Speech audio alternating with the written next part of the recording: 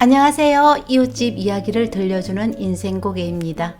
돈 벌어서 어디에 사용하시겠습니까? 라고 부모님들에게 물어봤거든요. 1순위가 자식에게 물려주기 위해 돈을 벌고 모은다는 부모들이 대부분이었습니다. 아무리 열심히 모은 피 같은 내 돈이지만 자식에게 줄 때는 세금이 있다는 것 알고 계시죠? 바로 증여세인데요. 특히 결혼하는 자식들 집 마련할 때 부모님들은 내 돈 내 자식에게 주겠다는데 왜 세금을 내야 되는지 모르겠다고 분통 터진다고 말을 합니다. 그리고 조금이라도 절세할 수 있는 방법이 없을까 하고 고민들 많이 하실 겁니다. 오늘 인생고개에서는 결혼자금 증여세 면제 한도 상향에 대해서 한번 알아보기로 하겠습니다. 최근 들어 결혼 앞둔 자식들 집 마련해 주기 위해서 부모님들이 많이 오시는데요. 신혼부부 결혼자금 증여세 공제 한도 확대가 되었다고 편안한 마음으로 오시는데 아직은 세제 개편 아니고요. 11월이나 12월 정도 확정 나면 2024년 1월 1일부터 적용이 됩니다. 대부분의 서민 청년들은 부모님한테 증여받을 돈 자체가 없다는 게 현실이고요. 강남의 아파트 한 채를 자식에게 사줄 부자에게는 증여세 1억에 10%, 1,000만 원은 코끼리 코에 비스켓입니다. 아들 장가 보낼 때 집은 마련해 줄 거야? 월급도 많은 직장에 다니니까 아들은 집 산다고 하재. 내 아들 얘기하면 속에서 불이 난다. 우리 보고 집 사달라고 하더라. 그래서 내가 좁게 보태줄게. 이렇게 말을 하니까 돈이 하나도 없단다. 요즘 물가가 비싸서 월급 받아서 지 혼자 쓰기도 모자라는데 저축할 돈이 어디 있노? 이렇게 말을 하면서 오히려 큰 소리 치던데? 내가 자식을 잘못 키웠구나 생각했다. 신경질 나서 돈 없으면 월세 얻어서 결혼하든가 결혼하지 마라. 참 친구야, 얼마 전 뉴스 보니까 신혼부부 결혼자금으로 부모가 정리하면 증여세 없다고 하던데 맞나? 네 아들뿐만 아니라 부모의 도움 없이 신혼부부가 내 집을 마련하기가 현실적으로는 쉽지 않잖아. 정부의 의도는 워낙 요즘 젊은 사람들이 결혼도 안 하고 출산을 하지 않으니까 출산 장려 목적으로 증여세 공제 한도를 확대했는데 내 개인적인 생각으로는 별 큰 도움은 되지 않을 거라고 생각해.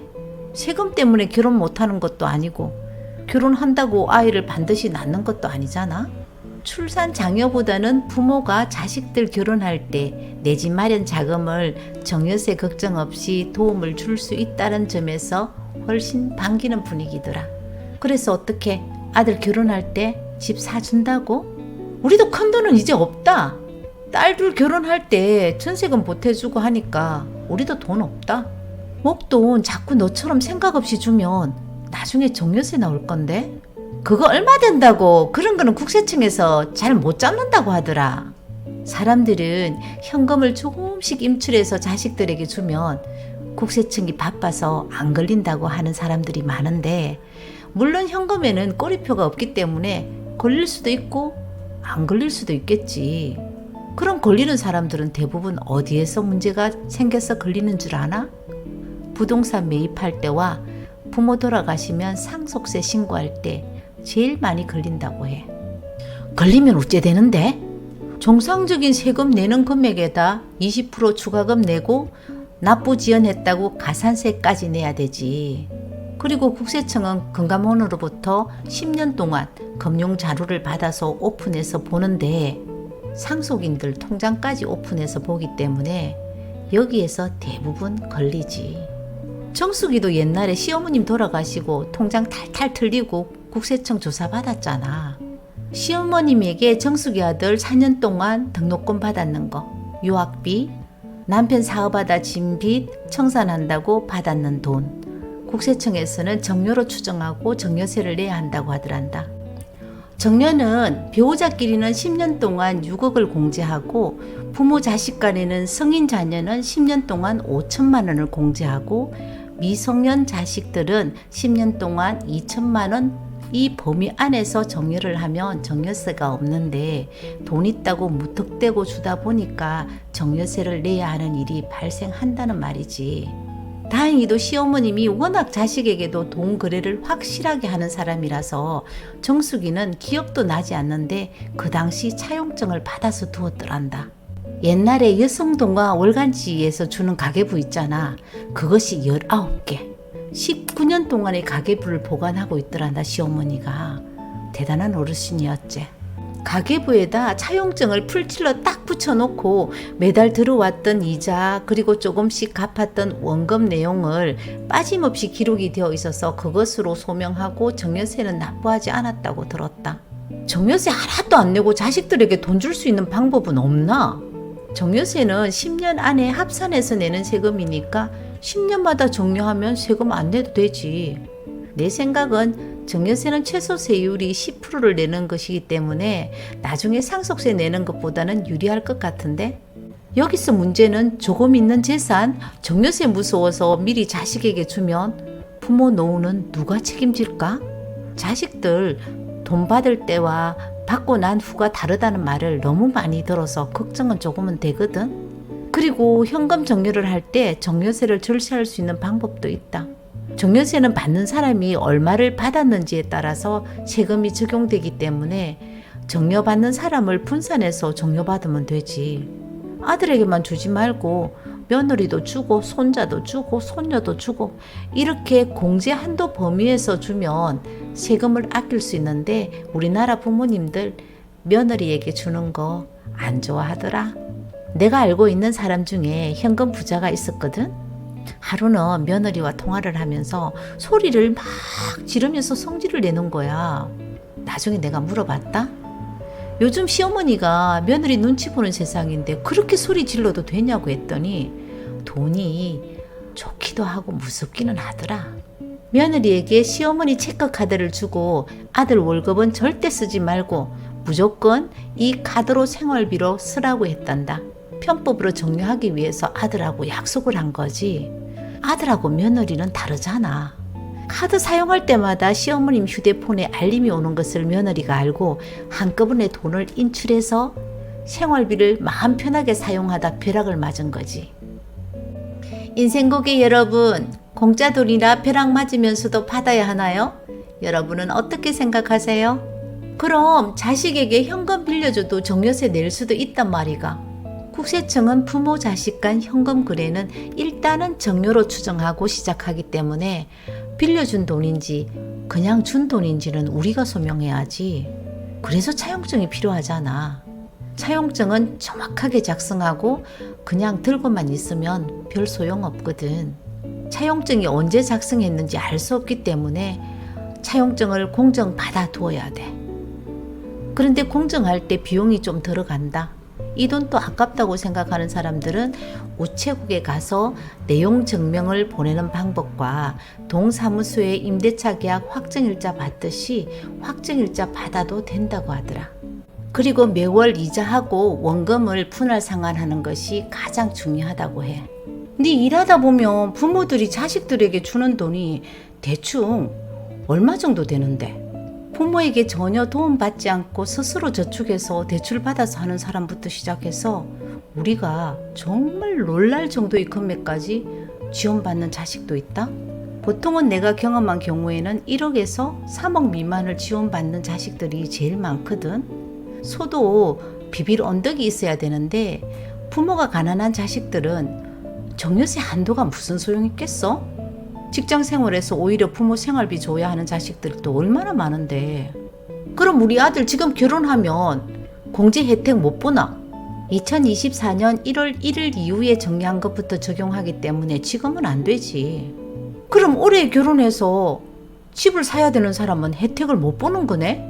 약간의 편법이기는 하지만 지금 공제받을 수 있는 금액 5천만 원은 정려 신고하고 1억에 대해서는 차용증으로 활용하면 되겠지. 다시 말하지만 차용증은 정확하게 쓰고 내용 증명 보내서 완벽하게 준비해 두었다가 2024년 1월 1일 이후에 채무 면제 받으면 정려공제 1억 원 추가로 받을 수 있다고 하더라. 그럼 정려일은 언제부터 기준으로 하는데? 혼인신고일 각각 2년 전후로, 그러니까 총 4년 동안 혼인 정려 재산 공제 받을 수 있는 거야. 옛날에 정려 받는 것도 소급해주나? 소급 안 되지. 2024년 1월 1일 이후 정려 받은 것부터 가능하다고 말했잖아. 그리고 집이 매매가 안 돼서 아들에게 매매 형식으로 넘기고 싶다고 하는 부모들 정말 많은데, 부모하고 자식하고 부동산 매매 계약을 체결하거나 자식 빚 부모가 갚아줘도 정확한 자료로 소명 못할 경우에는 정려로 볼 수밖에 없잖아. 대충 매매 계약서 쓰고 넘기면 정려세 내야 한다는 얘기다. 사람 일을 모르잖아. 결혼한다고 정려를 받았는데 결혼을 못했는 경우에는 어떻게 해야 하는데? 부모에게 돌려줘야지. 혼인할 수 없는 정당한 사유가 발생한 달의 말일부터 3개월 이내에 정리한 사람에게 반환하면 처음부터 정려가 없던 것으로 본다. 그리고 결혼한다고 정려는 받았어. 하지만 결혼은 깨졌어. 그때는 정려받은 것을 3개월 이내에 돌려주지 않거나 3개월 이후에 반환할 경우에는 정려세에다가 가산세까지 발생할 수가 있다. 그럼 혼인신고일 전으로 2년이니까 결혼하기 전에 정려를 했을 경우가 있잖아. 정려를 먼저 받고 결혼을 하지 않을 경우에는 어떻게? 정려받은 날부터 2년이 되는 날에 속하는 달의 말일부터 3개월이 되는 날까지 수정신고를 해야 되지. 또 결혼은 했는데 혼인 무효가 된 경우도 있잖아. 혼인 무효 확정 판결일이 속하는 달의 말일부터 3개월이 되는 날까지 역시 수정신고 해야 된다. 신고 안 한다면 정려세에 가산세가 발생하겠지. 또 궁금한 것, 재혼이나 사실혼도 해당 사항 있나? 사실혼은 포함되지 않는다. 혼인신고일 기준으로 모든 명확한 증거가 필요하기 때문에 사실혼은 포함되지 않는다. 재혼은 현재로는 언급이 없는데 앞으로는 추가적으로 지켜봐야 될 것 같지 않나? 난 개인적으로 재혼도 포함시켜 줘야 된다고 생각을 하거든. 요즘은 이혼하는 사람도 많고 재혼하는 사람도 상당히 많기 때문에 가능성은 있지 않을까?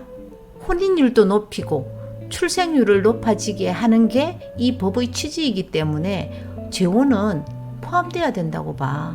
이번 정려세 공제 목적이 혼수 자금 지원해 주는 데 있다고 했잖아. 정려받은 현금을 실제로 혼수에 쏟는지 안 쏟는지 어떻게 확인하는데?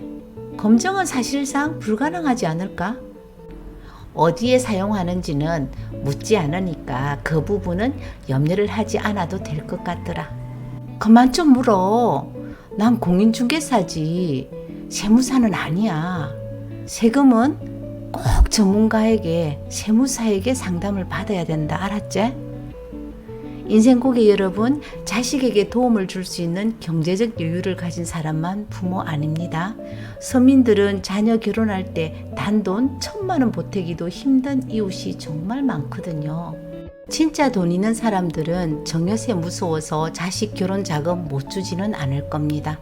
각양각색의 기발한 방법을 동원해서 자식들에게 조금이라도 더 주기 위해서 오늘도 우리 부모님들은 돈을 아끼고 하고 싶은 것을 포기하면서 살아갑니다. 우리는 앞으로 100세, 아니 120세를 살 수 있는 시대에 살고 있습니다. 자식에게 도움을 주는 것도 물론 좋지만 일할 수 없는 우리 노후 준비는 꼭 하시고 난 다음에 자식을 생각해야 합니다. 완벽한 노후 준비는 없습니다. 최고의 노후 준비는 못하더라도 최악의 노후가 되지 않도록 해야 되지 않겠습니까? 오늘 인생고개 여기에서 마치겠습니다. 오늘 영상 마음에 드셨다면 구독, 좋아요 눌러주세요. 감사합니다.